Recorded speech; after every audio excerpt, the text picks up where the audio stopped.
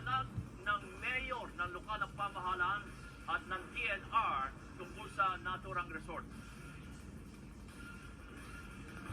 Kabayan, isa ang sinasabi ng Department of Environment and Natural Resources at ng lokal na pamahalaan ng Sagbayan. Nag-ooperate ng walang Environment Compliance Certificate o ECC ang resort na Captain's Peak. Viral ngayon sa social media ang mga video ng isang resort na makikitang nasa paanan ng tatlong Chocolate Hills na bahagi ng Sagbayan, Bohol.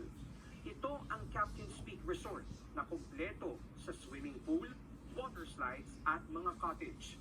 Hindi naman ito nakalampas sa mapanuring mata ng mga netizen na sinabing nakasisira ito sa magandang tanawin ng Chocolate Hills na itinuturing na isang National Geological Monument and Protected Area sa bisa ng Proclamation 1037.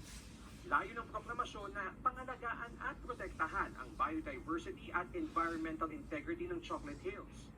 Paliwanag ng DENR, kung may titulo ang lupa sa paligid ng Chocolate Hills bago pa man ang Proclamation 1037, gagalangin ang karapatan at interes ng landowner. Yun nga lang, pwede pa rin magpatupad ng restriction o regulasyon sa paggamit ng lupa na sakop ng protected area kahit pa pribado ang ari-arian. Or are private owners really allowed to put up structures like swimming pools, mga water slides, doon po sa paligid ng Chocolate Hills? That I cannot answer that question, sir. No? Maliban doon yung nag-a-apply yung Captain's Peak sa Protected Area Management Board at nagbibigay naman ng clearance resolution yung advising the Captain's Peak owner to apply for ECC, and that is what they are now trying to comply with. Pero hindi ba dapat, sir, bago na itayo yung mga structures, kompleto na rin sila sa requirements? Supposedly. Sa pahayag ng DENR, Setyembre pa noong nakaraang taon nang mag-issue sila ng temporary closure order para sa resort. Enero naman ngayong taon, nag-issue rin ng notice of violation ng kagawaran dahil sa pag-ooperate ng Captain's Peak ng walang ECC. Pero ayon sa Sagbayan LGU, nananatiling operational ang resort. They resumed their operation after the lifting of COVID-19, sir.